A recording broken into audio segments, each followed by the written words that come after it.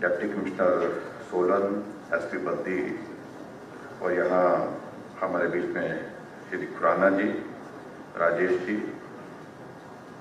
पंचायती राज संस्थाओं और नगर परिषद के हमारे चुने हुए प्रतिनिधि, पत्रकार मित्रों और उपस्थित सभी भाई बहन,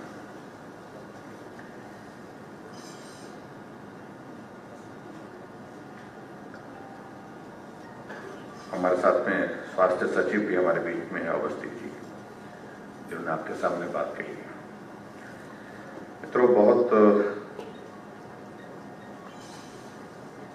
विस्तार से आप सबसे कोविड के सिलसिले में आज बातचीत हुई है।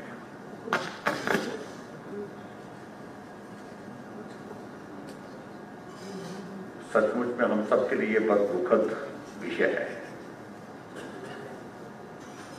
कि एक संकट पिछले लगभग 1.25 साल से ज्यादा, जिसको 1.5 साल होने जा रहा है, सारी व्यवस्थाओं को अस्त व्यस्त करके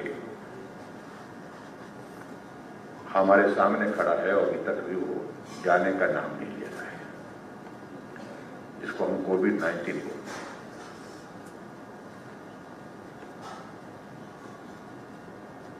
पूरी दुनिया इस दौर में से गुजर रही है। ऐसा नहीं है कि हम ही गुजर रहे हैं और आप इस दौर में से गुजर रहे हैं।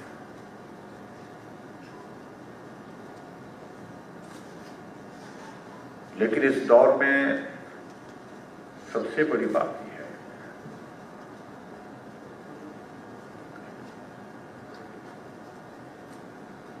कि जब से ये संकट आया है,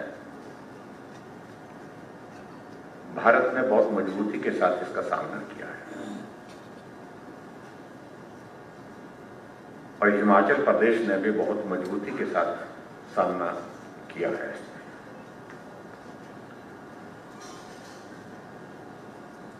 हम ये मान करके चल रहे थे कि ये संकट बहुत लंबा नहीं चलेगा, कुछ महीने तक चलेगा, लेकिन तमाम धारणाएं हम सब लोगों की गलत हो गई। जब शुरू में आया तो उस वक्त यह आया कि भाई जब गर्मी का मौसम आएगा तो शायद उस गर्मी के कारण अपने आप ही खत्म हो जाएगा, वायरस कम होगा। भरपूर गर्मी का मौसम पिछले साल मई जून का इस कोविड के दौर में देखा हमने, लेकिन वायरस खत्म नहीं हुआ। फिर उम्मीद लगी कि बरसात का मौसम आएगा और बरसात के मौसम में बारिश होने के कारण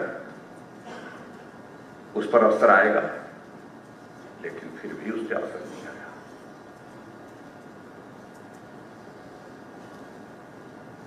और उसके बाद ये लगा कि फिर सर्दी का मौसम आएगा, भरपूर सर्दी का असली मौसम आएगा और उस वक्त शायद कम हो जाए, लेकिन ऐसा भी नहीं हुआ। नवंबर और दिसंबर 2020 का बहुत ही ऐसा दौर रहा जब पीक पे चला गया था।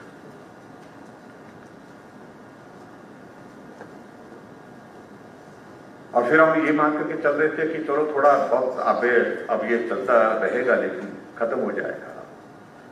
और ऐसी परिस्थिति भी आई। 1 मई को पिछली साल 2020 को हिमाचल प्रदेश में सिर्फ 1 मामला रह गया था, एक्टिव केस 1 रह गया था। 1 मई में मई के महीने, और हम बिल्कुल जश्न की तैयारी में थे, मतलब खुशी मनाने की। जश्न का मतलब खुशी मनाने की कि हिमाचल में 1 मामला रह गया, कोविड फ्री हो जाएगा हिमाचल। लेकिन 1 मामला वो खत्म नहीं हुआ। बढ़ते हम हिमाचल प्रदेश में नवंबर और दिसंबर के महीने में जाकर के 10,000 के आंकड़े पे पहुंच गए। निराशा भी हुई, हताशा भी हुई, स्वाभाविक रूप से। फिर उसके बाद थोड़ा हौसला फिर से आया, जब धीरे धीरे ग्राफ नीचे आया। और ग्राफ नीचे आते आते एक स्थिति ऐसी भी फरवरी के महीने में हमारे हिमाचल में ऐसी बन गई जब हमारे पास 218-19 केस बचे थे। तब भी हमको लगा कि हम सुबह उठ करके, मैं पिछले 1.25 साल से सबसे पहले सुबह उठते उठते सबसे पहले इसी चीज को चेक करता हूँ। रात को भी सोते 10 बजे के बाद 11 बजे के बाद सोता हूँ, तो जो अपने मोबाइल पे जो है दुनिया में कितने बढ़े, हमारे प्रदेश में देश में कितने हुए, हमारे कितने हुए, ये देख करके सोता हूँ। और सुबह उठता हूँ तो सबसे पहले इसी को देख करके, तो ये एक दौर चला हुआ है। और जहां मैं कह रहा हूं कि फरवरी के महीने में 219 केस रह गए थे हिमाचल प्रदेश में पूरे, तभी हमको हौसला हो गया था कि लग रहा था कि अब ये दौर समाप्त होने वाला है। फिर इसने रफ्तार पकड़ी। हमने सोचा ये तो शहर में आ रहा है, मुंबई में आ रहा है, महाराष्ट्र में आ रहा है, वहां बड़े तेजी से मामले बढ़ रहे थे। हम देख रहे थे केरल में मामले बढ़ रहे थे, धीरे धीरे दिल्ली में मामले बढ़ने हो गए, पंजाब में मामले बढ़ने हो गए, फिर हिमाचल प्रदेश में भी। 219 का आंकड़ा फरवरी महीने के बाद आज 7,700 से पार हो गया एक्टिव केस का हिमाचल प्रदेश में। जो मौत फरवरी के महीने में मौत का आंकड़ा हमारे पास लगभग 950 का था, और आज हमारे पास जो है वो डेथ का आंकड़ा जो है वो जाकर के मृत्यु हमारे हिमाचल प्रदेश में कितनी हो गई? 1156। यानी कि इसका मतलब फरवरी के बाद लगभग 200 का नंबर जो हमारा बढ़ गया। 200 लोगों की दुखद मृत्यु भी होगी। और ऐसे सूरत में स्वाभाविक रूप से ये पूरे देश के लिए तो चिंता का विषय है, हम लोगों के लिए भी बड़ा चिंता का विषय है। पिछले साल का संक्रमण और अब की बार के इस वायरस के संक्रमण में जो हमारे सचिव महोदय जी ने और माननीय स्वास्थ्य मंत्री जी ने जो आपके सामने जो एक्सपर्ट अपनी ओपिनियन दी, अपनी अपनी बातें कही, जो फैक्ट्स दी, वो सच्चाई है। पिछली बार का जब हमारे हिमाचल प्रदेश में जब कोविड का ये दौर शुरू हुआ था तो 2000 का एक्टिव केस का आंकड़ा करने के लिए कई महीने लगे, 3 महीने 4 महीने लगे। और अब की बार 2000 का आंकड़ा 20 दिन में पार हो गया। इसका अभिप्राय सीधा है कि ये वायरस बहुत तेजी से फैलने वाला है। अब की बार यह अंतर है। दूसरी बात, इस बात को लेकर के भी हमको मान के चलना पड़ेगा कि जो मृत्यु दर में पिछले साल के वायरस में बहुत स्लो होता था, 1 आदमी 2 आदमी 3 मरते तो हम चिंतित हो जाते थे। और बीच में नवंबर और दिसंबर का महीना ऐसा भी गया जहां 18-19 भी मरे, 20 तक भी आंकड़ा गया एक बार।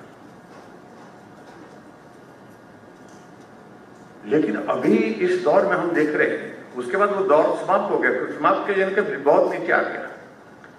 बहुत सारा ऐसा भी दौर हमारे बीच में ऐसा निकला जब एक भी मृत्यु नहीं होती थी। लेकिन इन दिनों में हम फिर से देख रहे हैं कि जो मृत्यु का दौर जो है ऐसा आ रहा है कि हर रोज 8, 10, 12 तक ऐसा आंकड़ा है। 12 तक हम छू लिए। इसका मतलब ये है कि ये वायरस 2 तरह से ज्यादा घातक हो रहा है।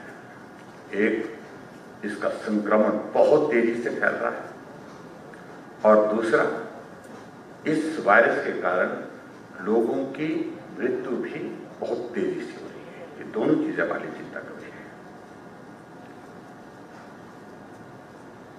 पिछले साल हमारी प्रेपरेशंस बहुत ज्यादा नहीं थी। हम इन दिनों में भाग दौड़ कर रहे थे, पीपी किट कहां से मिलेगी, मास्क कहां से मिलेगा, सैनिटाइजर कहां से मिलेगा, वेंटिलेटर कहां से मिलेगा, ये सारी चीजें थी ही नहीं। और ये स्थिति थी कि देश के अंदर बनती ही नहीं थी। और ये हकीकत है, ये पीपी किट का तो हमने पहली बार हम तो थोड़ा बहुत सुना था कि किट होती है जिसको पहनते हैं डॉक्टर।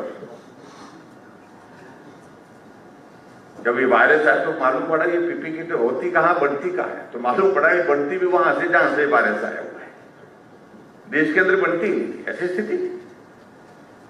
आज हमारे देश में देखिए आदरणीय प्रधानमंत्री नरेंद्र भाई मोदी जी ने एक ऐसे हालात पैदा किए, ऐसी परिस्थिति की।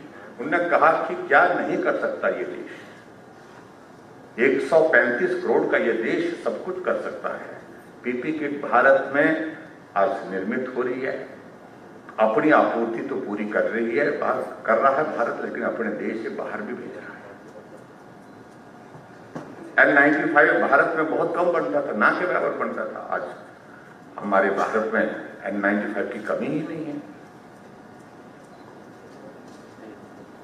जब डॉक्टर ने कहा कि हमें वेंटिलेटर की जरूरत है, मैंने वेंटिलेटर के बारे में पूछा, मैंने कितने वेंटिलेटर हमारे पास है। उस वक्त महकमा भी मेरे पास था, क्योंकि हमारे जो है वो कुछ परिवर्तन हुए थे। हमारे स्वास्थ्य मंत्री जो है विधानसभा के स्पीकर बन गए, तो कुछ दिनों के लिए मेरे पास महकमा रहा उस वक्त। तो हैरानी की बात है कि लगभग 50 कर वेंटिलेटर ये हिमाचल प्रदेश में थे।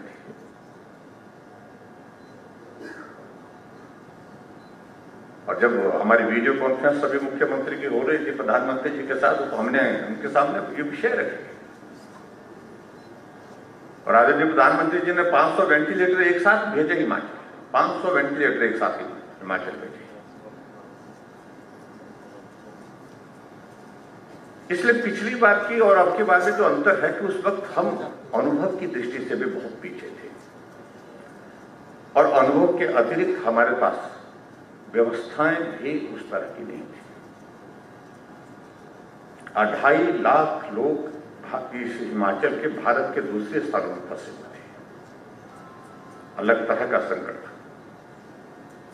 उनको घर लाना एक काम था, और घर में भी संक्रमण से उनको जो है वो संक्रमण मुक्त करना, यानी कि इन्फेक्शन से फ्री करना, उसके लिए क्वारंटीन की व्यवस्था यहां पर हमारी सारी जगह की हुई थी।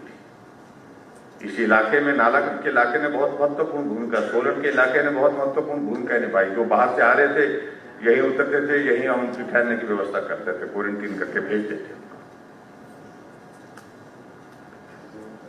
लॉकडाउन का एक दौर चला पिछली बार, और उस लॉकडाउन के दौर में बहुत परेशानी के दौर में से लेबर जो यहां पर थी, इंडस्ट्री बंद हो गई, लेबर अपने गांव अपने घर चले गए।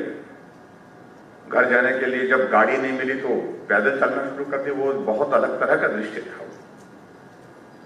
फिर एक स्थिति ऐसी आई कि लेबर को घर पहुंचने के लिए, क्योंकि ऐसा संकट जब आता है, हर आदमी की इच्छा होती है कैसे संकट में मैं अपने परिवार के साथ रहूं, परिवार के करीब रहूं।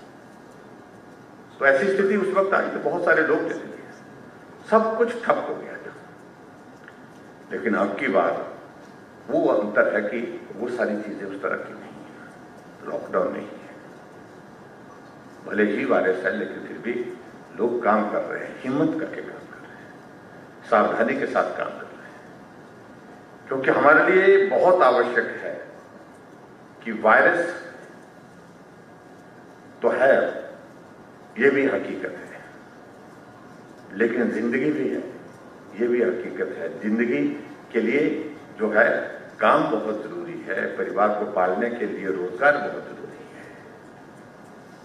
इसलिए अब की बार हमने तय किया, आदरणीय प्रधानमंत्री जी ने अभी हाल ही में वीडियो कॉन्फ्रेंस की सभी चीफ मिनिस्टर्स के साथ, उनका यही आग्रह था, हद तक हम कोशिश करेंगे हम लॉकडाउन के दौर में नहीं जाएंगे,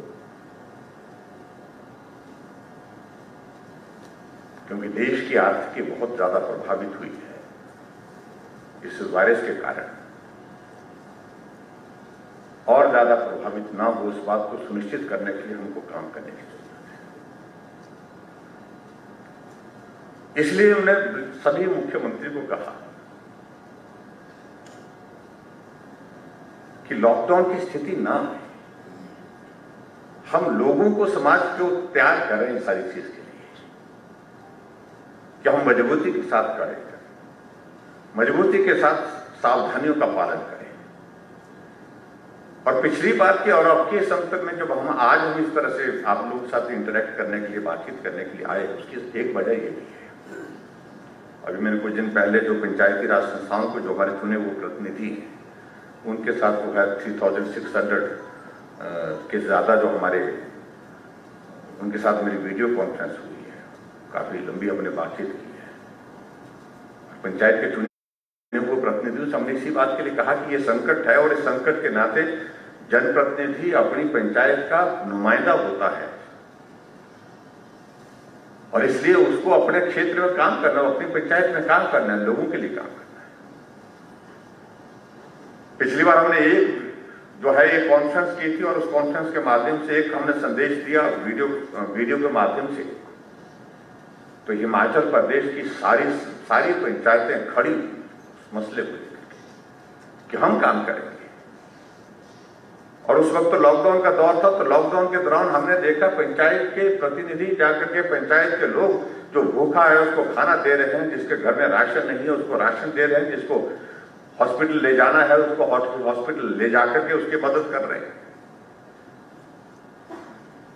कोई मजदूर है, उस मजदूर को कहीं ऐसा संकट आ गया कि उसके पास कुछ रहा ही नहीं, तो उसके लिए क्या मदद कर सकते हैं? पंचायत के चुने हुए नगर परिषद के, नगर पंचायत के चुने हुए प्रतिनिधियों ने काम किया और समाज के सभी वर्गों ने काम किया, बहुत सारी संस्थाओं ने काम किया, बहुत सारे एनजीओ ने काम किया। और इंडस्ट्रियल सेक्टर में तो बहुत सारे हमारे इंडस्ट्रियल सेक्टर में जो हमारी इंडस्ट्रीज है उनके लोगों ने बहुत बड़ा सहयोग किया। मास्क बांटे, सैनिटाइजर बांटा, राशन बांटा, जहां लंगर लग सकता था, खाना लेबर को देना था, वहां पर गरीब आदमी को खाने की व्यवस्था की, हर तरह से सहयोग। लेकिन अब की बार हम जब देख रहे हैं थोड़ा सा कि हम थोड़े उस मामले में थोड़े जो पंचायत के जो चुने हुए प्रतिनिधि हैं और जो हमारे दूसरे प्रतिनिधि हैं, क्योंकि एक तो थकान भी हो गई, सही बात है, पिछले 1.5 साल से ये दौर चल रहा है, कोविड-19 ये चल रहा है, कोरोना का ये दौर चल रहा है, खत्म ही नहीं हो रहा, आदमी स्वाभाविक रूप से परेशान भी हो जाता है। लेकिन हकीकत है ये। पिछली बार हमने कहा कि भाई मास्क जब तक के लिए फैक्ट्री से बन करके आएंगे तब तक के लिए हम इंतजार नहीं कर सकते, मास्क बना करके बांटिए। पंचायत के लोगों ने कपड़ा दुकान से लिया, कपड़ा ले करके मास्क बनाना सीखा और बना करके लाखों की तादाद में मास्क बना करके वो गांव-गांव में घर घर तक पहुंचाए। ये हुआ है पिछली बार, लेकिन अब की बार थोड़ा बैठे आराम से। कोरोना आया तो उधर आया, मैं तो ठीक हूं, ये भाव मुझे लगता है कि भाई ये एक उम्मीद है। अब यहां तो एक प्रधान जी ने कहा कि मैं खुद भी संक्रमित हुआ हूं और उस वक्त की स्थिति ऐसी थी, वो दौर ऐसा तो सही बात है, उस वक्त के हालात ऐसे थे कि हमारा सिस्टम उतना एक्टिवेटेड नहीं था।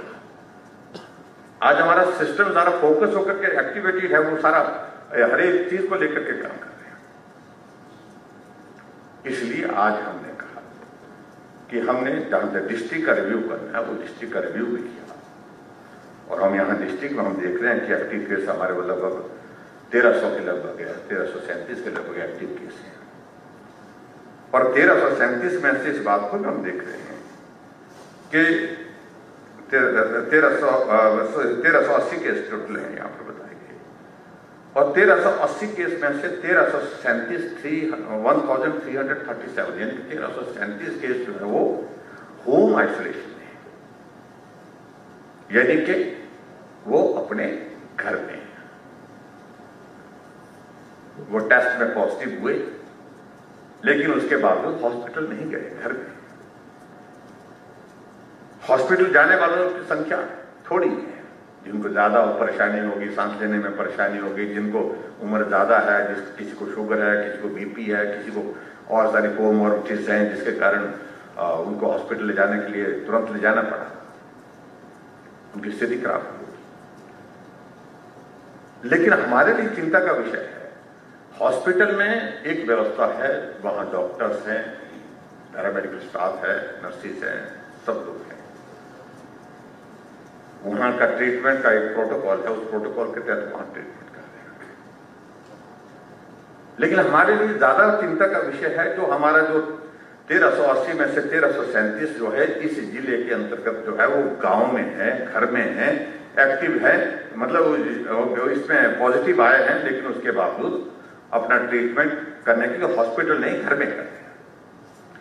उनकी चिंता करने का जिम्मेवारी, वो उसके लिए हम आप सब लोगों को बोल रहे हैं कि भाई जो भी यहाँ बीडीसी के चेयरमैन है या बीडीसी के बाद नगर परिषद के भी चेयरपर्सन है यहाँ पर, और यहाँ पर पंचायतों के भी प्रतिनिधि हैं, वो जिम्मेवारी किसको लेनी पड़ेगी? वो जिम्मेवारी हमको लेनी पड़ेगी। मेरी पंचायत में 12 केस है, मेरा दायित्व बनता है ये 12 केस की मॉनिटरिंग हो रही कि नहीं हो रही है। वहां आशा वर्कर आकर के जो है उनके हेल्थ पैरामीटर्स को नोट कर रही है, ऑक्सीजन कितनी है, टेम्परेचर कितना है, और उसके बाद और कोई परेशानी तो नहीं।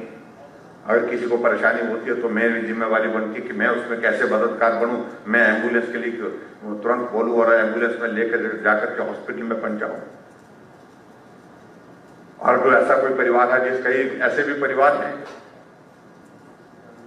कि सारे के सारे संक्रमित हो गए क्योंकि वायरस ही ऐसा है, जब तक ये पता लग जाता तो परिवार सारा संक्रमित हो जाता कहीं।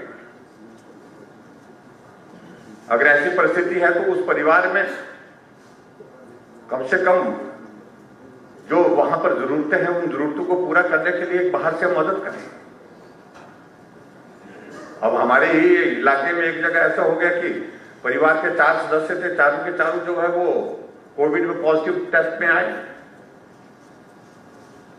उन्होंने होम क्वारंटाइन किया, होम आइसोलेट किया, घर में रुके हो, लेकिन गाय थी रखी उस साथ में। उन्होंने कहा कि गांव वालों को उन्होंने फोन करके बोला कि मुझे भी फोन किया कि बाकी तो कुछ नहीं, हम तो घर में अपना वो कर लेंगे, लेकिन हम चाहते हैं कि जो गाय है उसको पानी पिलाना, उसको पानी के साथ साथ में उसको वहां पर चारा देना, उसकी जिम्मेवारी आप लगा दो। हमने किया फोन, गांव वालों को फोन किया, पंचायत के प्रधान को फोन किया, हमने कहा इनके घर में ये चीजें करिए। पूरी पंचायत ने मदद की, उनके लिए जो राशन से संबंधित दूसरी चीजें थी, सामान से संबंधित वो सारी चीजें भी छोड़ी, लेकिन गाय के लिए आदमी तय किया कि वो परिवार जो है वो जो आइसोलेट किया हुआ है घर में, और वो जो है वो गाय का दूध नहीं निकालेंगे और उसके साथ में वहां उसमें नहीं जाएंगे, वो घर से बाहर नहीं निकलेंगे, तो हम इस काम को पूरा करेंगे। उन्होंने गाय के लिए व्यवस्था की, चारे की भी की, पानी की भी की, दूध निकालने की भी, और सारी चीजों को लेकर ये संवेदनशीलता अब की बार थोड़ा सा हमने देखा कि थोड़ा इन्वॉल्वमेंट उस तरह का थोड़ा मिसिंग है। इसलिए हम आप सबके बीच में बात करने के लिए आए कि ये सुनिश्चित करना था। और आदरणीय प्रधानमंत्री जी ने विशेष तौर से कहा कि जो संवेदनाएं जो पिछली बार थी समाज के अंदर, हमको काम करना है, हमको इस बीमारी को, इस वायरस से लड़ना है, तो वो अब की बार शिथिल पड़ी हुई है। उस सारी चीज को लेकर ठीक करने की जरूरत है। पंचायत का प्रधान है, उसकी जिम्मेवारी है। हमने पिछली बार तय किया कि आप तय करो, आपने अगर अलग से भी फाइन लगाना अपनी पंचायत के अंदर लगाओ, लेकिन कोई भी आदमी मास्क के बिना नहीं होना चाहिए पास। आपकी पंचायत के अंतर्गत कोई भी आदमी बाहर से दूसरे प्रदेशों से आ रहा है, उसको बोलें कि वो परिवार में अगर आ गया है तो होम क्वारंटीन करे, अलग रहे कुछ दिन के लिए। अगर दिल्ली से आ रहा है, महाराष्ट्र से आ रहा है, कहीं ऐसी जगह से आ रहा है जहां संक्रमण बहुत ज्यादा है, तो उसको उस तरह से करें। पिछली बार किया, पंचायत के लोग गए घर में, लोग दिल्ली से वापिस आए, दिल्ली से आने के बाद वो घर में परिवार के साथ जो है वो रहना चाहते थे, लेकिन पंचायत वालों ने कहा कि आप 7 दिन के लिए 8 दिन के लिए क्वारंटीन करेंगे।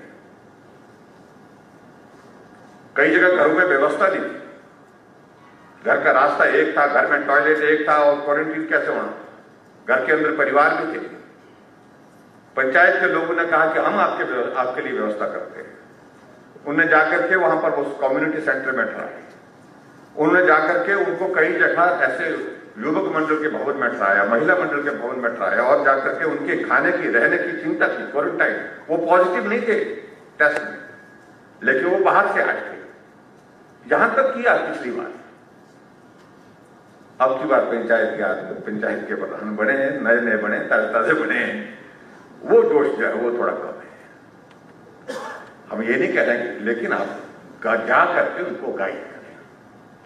पंचायत का चुना हुआ प्रतिनिधि बहुत महत्वपूर्ण होता है अपनी पंचायत और हमने उस वक्त मैकेनिज्म डेवलप किया था कि कोई आदमी अगर हिमाचल प्रदेश में प्रवेश कर रहा है बाहर से रजिस्ट्रेशन का, और जैसे वो अपने डिस्ट्रिक्ट में एंटर करता था, डिस्ट्रिक्ट से अपने जहां जिस इलाके में, जहां जिस गांव में जाना था, वहां के पंचायत को प्रधान को वीडियो के माध्यम से उसका संदेश है, आपकी पंचायत के ये 2 लोग, ये फाना राम जी, एक फाना सिंह जी है, वो दिल्ली से आ रहे हैं और इनको आप लोगों ने वहां पर होम क्वारंटीन करना है।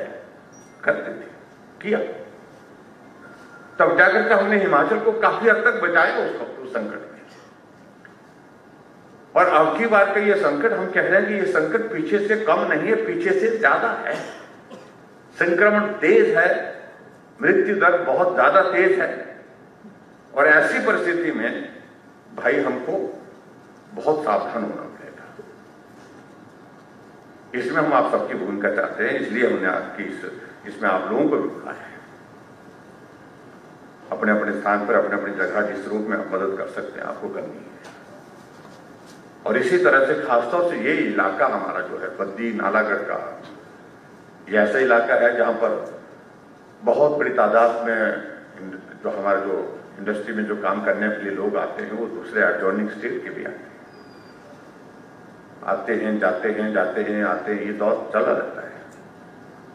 और स्वाभाविक रूप से यहाँ संक्रमण फैलने की और बड़ी संभावना हो सकती है। अब की बात थोड़ा सा सुकून इस बात का है कि उतने ज्यादा मामले नहीं है, मामले हैं बहुत कम है। पिछले साल तो बहुत ज्यादा मामले आ गए थे, और वो ये कारण रहा कि हम चाहते हैं कि भाई उसको पिछली बार इंडस्ट्री पर बहुत प्रभावित हुई, और अब की बार हम चाहते हैं कि इंडस्ट्री प्रभावित ना हो, काम चलता रहे। लेकिन जहां यहां पूछा गया कि यहां पर बात भी हो रही थी कि भाई बहुत सारी इंडस्ट्री में हम ऐसा भी कर सकते हैं कि वहीं पर ही, वहीं उनके कैंपस में आकर के ही उनकी टेस्टिंग की व्यवस्था कर सकती है। ये हमने किया है। उसमें 100 से ज्यादा, 100 के लगभग अगर किसी एक फैक्ट्री में कोई काम करते हैं, उनकी टेस्टिंग करना चाहते हैं, तो हमारी टीम वहां पर विजिट करेगी और विजिट करके वहां पर उनका टेस्ट करेगी। बाकी जो टेक्निकल चीजें हैं जो हेल्थ डिपार्टमेंट और दूसरे डिपार्टमेंट के लोगों के साथ हम कर, लेकिन हम हर हालत में चाहते हैं कि लॉकडाउन की स्थिति ना आए। एक बात हम हर हालत में चाहते हैं कि इंडस्ट्रियल सेक्टर हमारा जो है प्रभावित ना हो, काम चलता रहे। ठीक है, कहीं अगर केसेस ज्यादा आते तो उसको हम एक माइक्रो कंटेनमेंट जोन जो है उसको डिक्लेयर करेंगे, और उसके बाद कंटेनमेंट जोन करके जो है वहां का कॉन्टैक्ट ट्रेसिंग के बाद वहां सारी चीजों को जो करने की जरूरतें हैं वो सारी करेंगे। लेकिन यहां इस चीज की जो जरूरत है वो ये है कि हम सब लोगों को इसमें सहयोग करने के लिए आगे बढ़ना पड़ेगा। इसलिए चाहे वो हमारी सामाजिक संस्थाएं हैं, धार्मिक संस्थाएं हैं, हमारे इलेक्टेड रिप्रेजेंटेटिव्स हैं, सब मिलकर के इस काम के लिए आगे आए। ये बहुत बड़ा संकट है, मैं कह रहा हूं, हम हल्के में ना लें। वायरस से डरने की आवश्यकता नहीं है। हमारे लिए इस बात की प्रसन्नता है कि अब की बार एक हथियार हमारे पास और है, वो हमारे पास जो है वो वैक्सीन है। 2 कंपनियों ने, भारत की ही कंपनियों ने, भारत के ही साइंटिस्ट ने वैक्सीन बना करके तैयार की है, और उस वैक्सीन के माध्यम से जो है एक और हमको जो है बहुत बड़ी राहत मिली है, एक भरोसा मिला है। लेकिन इसका मतलब ये नहीं है कि वैक्सीन लगाने के बाद आप मास्क भी छोड़ दो, सोशल डिस्टेंसिंग छोड़ दो, आप सारा काम ऐसा खुला होकर के निकल जाओगे, हमें कुछ नहीं हो सकता क्योंकि हमने तो वैक्सीन लगा दी है। वैक्सीन का अभिप्राय सिर्फ इतना है कि जैसे मास्क आपको जो है बहुत बड़ा बचाव देता है, सुरक्षा कवच देता है इस वायरस से बचने के लिए, जैसे सोशल डिस्टेंसिंग आपको जो है मददगार है, जैसे सैनिटाइजर लगाते हैं या हाथ बार बार धोते हैं, उस वायरस को जीवित रहने से उसको जो है उसको खत्म कर देते हैं, मदद करता है बार बार हाथ धोना, एक माध्यम है। और उसी तरह से मैं आपके बीच में ये भी कहना चाहता हूं, ये वैक्सीन भी उसी तरह का एक और कारगर माध्यम है, उससे बेहतर कारगर माध्यम है। वैक्सीन का अभिप्राय ये नहीं है कि वैक्सीन लग गई अब कुछ नहीं, वैसे भी इसकी एफिकेसी जो है वो 70% के लगभग मानी गई है। तो इसलिए मेरा आप सबसे विनम्र निवेदन है कि हमने सब लोगों ने, हम सभी डिस्ट्रिक्ट में लगभग जा रहे हैं, हमने मंडी किया, हमने मंडी और कुल्लू किया, कांगड़ा और चंबा भी हमने वीडियो कॉन्फ्रेंस के साथ किया हमने, कांगड़ा जाकर के आए हैं। आज हमने सोलन के साथ, सिरमौर के साथ भी वीडियो कॉन्फ्रेंस की। डिस्ट्रिक्ट एडमिनिस्ट्रेशन को जो वो हिदायतें देनी थी काम करने की दिशा से, वो हमने वहाँ पर की। और उसी तरह से कल आज ही हम शाम को ऊना निकल जाएंगे, परसों हम हमीरपुर होंगे। तो हम पूरे डिस्ट्रिक्ट में क्यों जाए, सब जगह क्यों जाते हैं? कायदे से तो ये है कि बिल्कुल नहीं जाना चाहिए बाहर। मुख्यमंत्री आपको तो बिल्कुल नहीं जाना चाहिए थी। क्यों? वो तो मेरे को कई बार बोलते हैं आप मत जाओ जी, आप कहाँ फंसे ऐसे चक्कर में होते हैं। ये वायरस से ही तो कभी भी हो सकता है। दूसरी मेरे को हो गया एक बार, तगड़ा हुआ ऐसा नहीं है कि हल्का फुल्का हुआ। और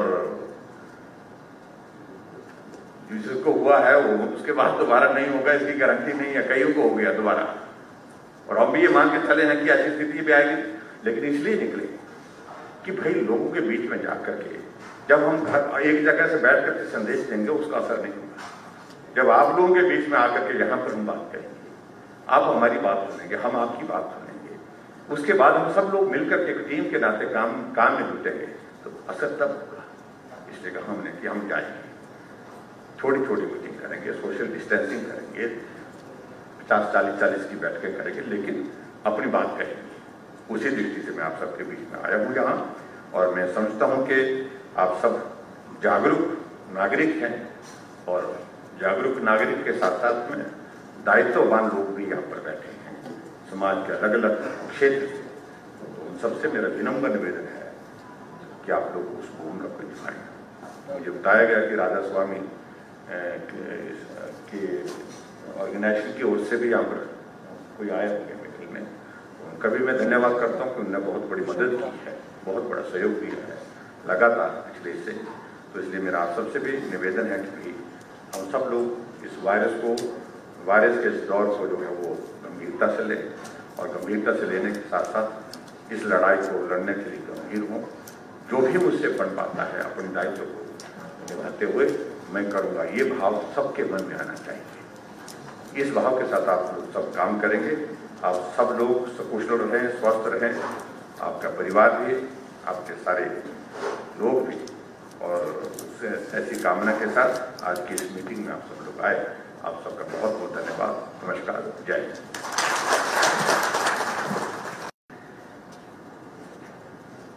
deputy commissioner Solan, SP Baddi, और यहाँ हमारे बीच में श्री खुराना जी, राजेश जी,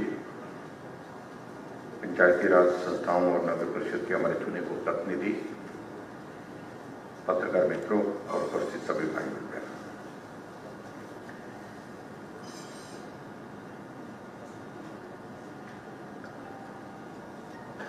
हमारे साथ में स्वास्थ्य सचिव भी हमारे बीच में है अवस्थी जी, जिन्होंने आपके सामने बात कही है।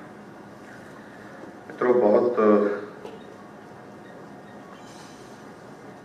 विस्तार से आप सबसे कोविड के सिलसिले में आज बातचीत हुई है।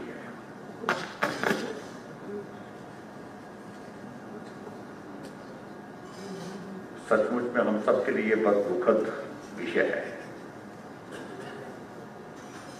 कि एक संकट पिछले लगभग 1.25 साल से ज्यादा, जिसको 1.5 साल होने जा रहा है, सारी व्यवस्थाओं को अस्त व्यस्त करके हमारे सामने खड़ा है और अभी तक भी वो जाने का नाम नहीं ले रहा है, जिसको हम कोविड-19 बोलते हैं।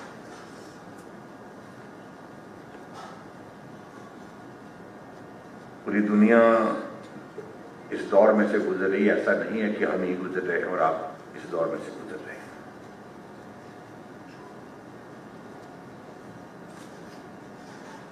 लेकिन इस दौर में सबसे बड़ी बात यह है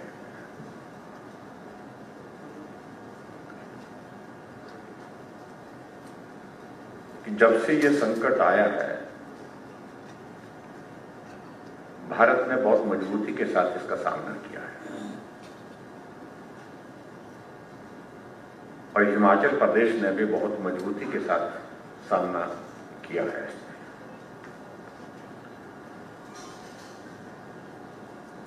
हम ये मान करके चल रहे थे कि ये संकट बहुत लंबा नहीं चलेगा, कुछ महीने तक चलेगा,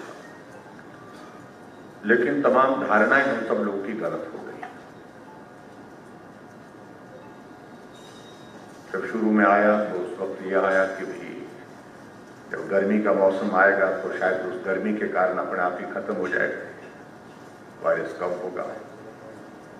भरपूर गर्मी का मौसम पिछले साल मई जून का इस कोविड के दौर में देखा हमने, लेकिन वायरस खत्म नहीं हुआ। फिर उम्मीद लगी कि बरसात का मौसम आएगा और बरसात के मौसम में बारिश होने के कारण उस पर असर आएगा, लेकिन फिर भी उस पर असर नहीं आया।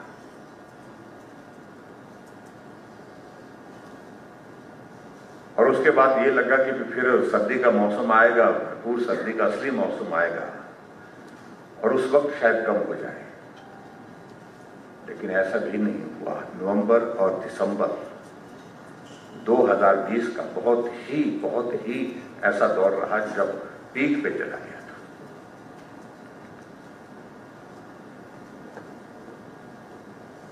और फिर हम ये मान करके चल रहे थे कि चलो थोड़ा बहुत अब ये चलता रहेगा, लेकिन खत्म हो जाएगा। और ऐसी परिस्थिति भी आई 1 मई को पिछली साल 2020 को हिमाचल प्रदेश में सिर्फ 1 मामला रह गया था, एक्टिव केस 1 रह गया था। 1 मई में कुछ मई के महीने, और हम बिल्कुल जश्न की तैयारी में थे, मतलब खुशी मनाने, जश्न का मतलब खुशी मनाने की कि हिमाचल में 1 मामला रह गया, कोविड फ्री हो जाएगा हिमाचल। लेकिन 1 मामला वो खत्म नहीं हुआ, बढ़ते हम हिमाचल प्रदेश में नवंबर और दिसंबर के महीने में जाकर के 10,000 के आंकड़े पे पहुंच गए। निराशा भी हुई, हताशा भी हुई, स्वाभाविक रूप से। फिर उसके बाद थोड़ा हौसला फिर से आया जब धीरे धीरे ग्राफ नीचे आया, और ग्राफ नीचे आते आते एक स्थिति ऐसी भी फरवरी के महीने में हमारे हिमाचल में ऐसी बन गई जब हमारे पास 218-19 केस बचे थे।